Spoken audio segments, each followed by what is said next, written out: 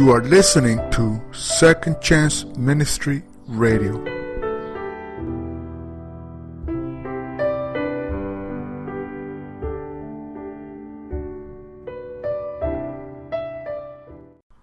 Do you find the Gospel of Judas somewhat confusing? Many of us, including myself, we do. The following lecture is entitled The Gospel of Judas. What does it really say? Enjoy and God bless. For centuries, scholars knew that there once was a Gospel of Judas, a gospel that portrays Judas, the famous betrayer of Jesus in the New Testament, as somehow having secret knowledge about who Jesus really was. Irenaeus, the Christian church father and heresiologist, wrote about this long-lost gospel in the 180 CE while criticizing a particular Christian sect. They say that Judas, the traitor, was thoroughly acquainted with these things, and that he alone, knowing the truth as no others did, accomplished the mystery of the betrayal. By him all things, both earthly and heavenly, were thus dissolved. They produce a fictitious history of this kind, which they call the Gospel of Judas. Almost 2,000 years later, we probably have the text that Irenaeus talks about. In 2006, National Geographic released the details of a so-called Gnostic Gospel of Judas. Now, there is no guarantee that this gospel is the same gospel that Irenaeus talks about, but it does portray Jesus and Judas having some sort of secret conversation. However, except for a few sound bites from the media, most people still don't really know much about this text, or its significance. So what do we know about this gospel, and what does it really say?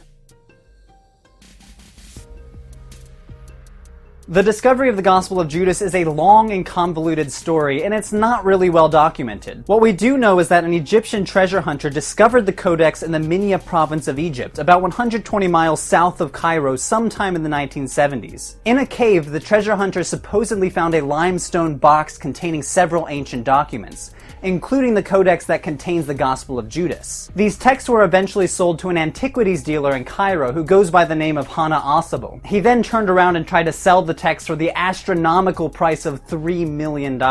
However, after several years he was not able to find a buyer, so in 1984 he smuggled the codex into the United States and he stored it in all places in a safe deposit box in Long Island. Now, this proved to be a huge mistake. For anyone that knows the New York climate, it's not exactly the dry sands of Egypt. So after 16 years of being in the safe deposit box, the codex slowly started to disintegrate in the humidity of New York. Finally, another antiquities dealer, Frieda Nussberger Chakos, bought the text in September 2000, who managed to get it to some real manuscript conservators. But by then the gospel had sustained heavy damage. Scholars estimate that at least 10 or 15% of the gospel had been lost because of this mishandling. So after 30 years of bouncing between antiquities dealers and art conservators, finally National Geographic gained the rights to publish the codex, and in April of 2006 they published a translation and photographs of the gospel for the whole world to see. And finally, scholars could start analyzing one of the most important discoveries of early Christian history from the past century. Codex Chakos is about 16 by 29 centimeters and originally included 4 texts: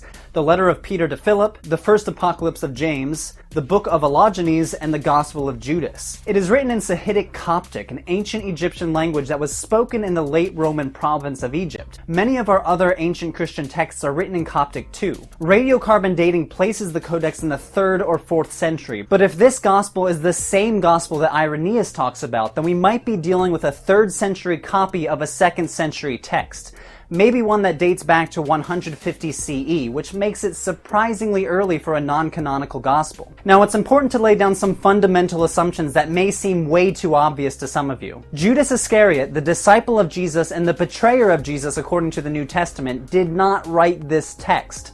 Remember, it dates to at least 150 CE, which is a century after Jesus and his disciples would have lived. Nor does this gospel tell us anything about the historical Jesus. Remember, as a 2nd or 3rd century text, it tells us a lot about what 2nd and 3rd century Christians were thinking about, but doesn't tell us much at all about a 1st century rabbi living in the Roman province of Palestine. I would summarize the Gospel of Judas as a series of discussions between Jesus and his disciples, interspersed with more personal conversations between Judas and Jesus about cosmology, or the creation of the universe. Pay attention to 3 things: how the Gospel portrays the 12 disciples, the Gospel's mythology and theology, which is very different from Nicene Christianity, and how the Gospel portrays Judas himself. The Gospel begins with a discussion between Jesus and his disciples that portrays the 12 disciples in a very unfavorable light. The disciples are there worshiping together, it's implied they might be practicing the Eucharist together, and then Jesus walks over and starts laughing at them. And the disciples are confused. They're like, why is Jesus laughing at us? We're doing the right thing with our Eucharistic prayer. And Jesus responds, I am not laughing at you. You do not do this by your own will,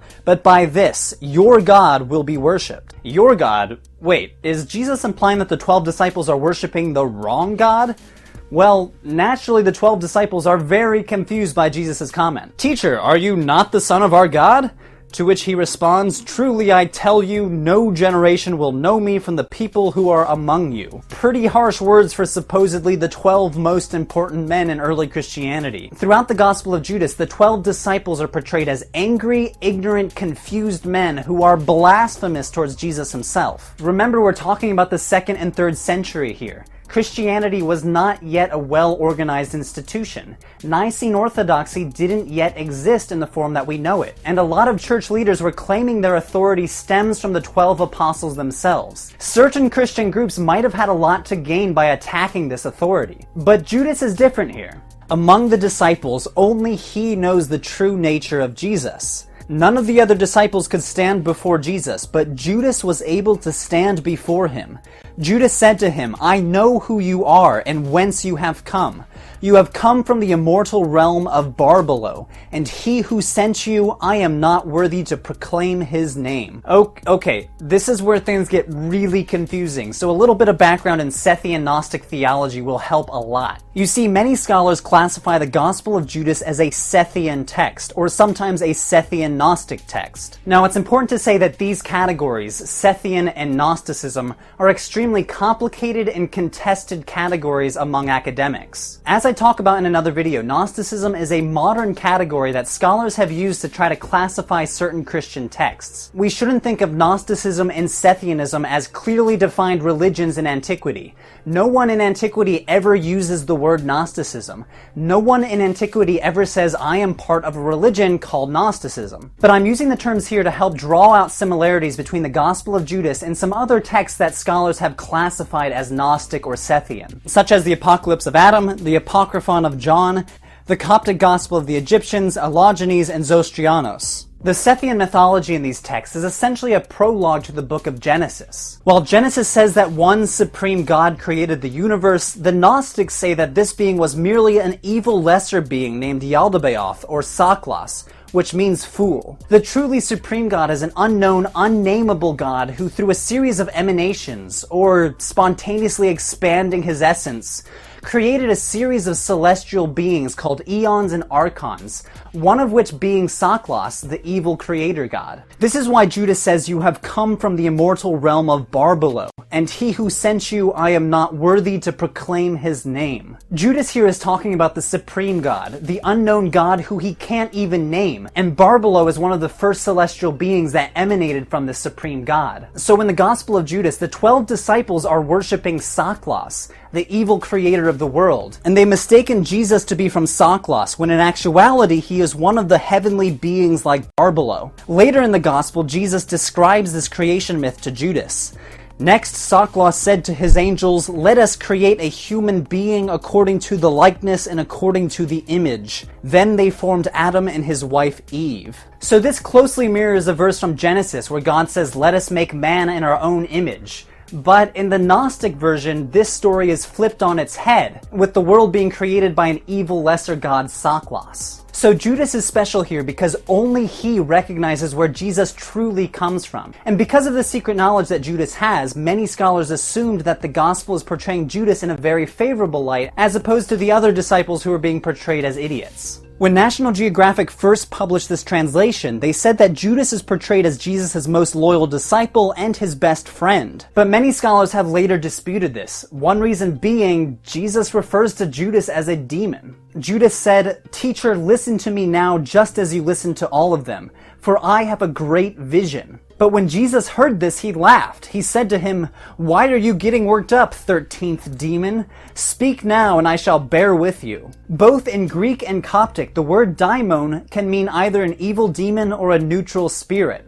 In the National Geographic version, they translated this verse as, "Jesus laughed and said to him, 'You 13th spirit, why do you try so hard?'" The scholar April DeConnick, an expert on Gnosticism, argues that the 13th demon is a title given to Saklos, who dwells in the 13th realm. So to call Judas the 13th demon is to call him the earthly double to the evil creator God himself. But there's a lot of debate over whether Judas is portrayed in a favorable light or an unfavorable light. But I'll include an entire bibliography on my website if you really want to delve into this yourself. But at the very least, we should be very hesitant to say that the Gospel of Judas portrays Judas as some best friend and confidant to Jesus. The text just doesn't seem to bear that out. Overall, the Gospel of Judas is a fascinating text and has greatly contributed to our understanding of Christianity in the 2nd and 3rd century, a time when even the theology of creation and God himself was still in flux.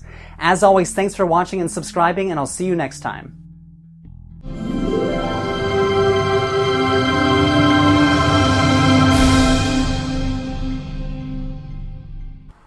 You are listening to Second Chance Ministry Radio.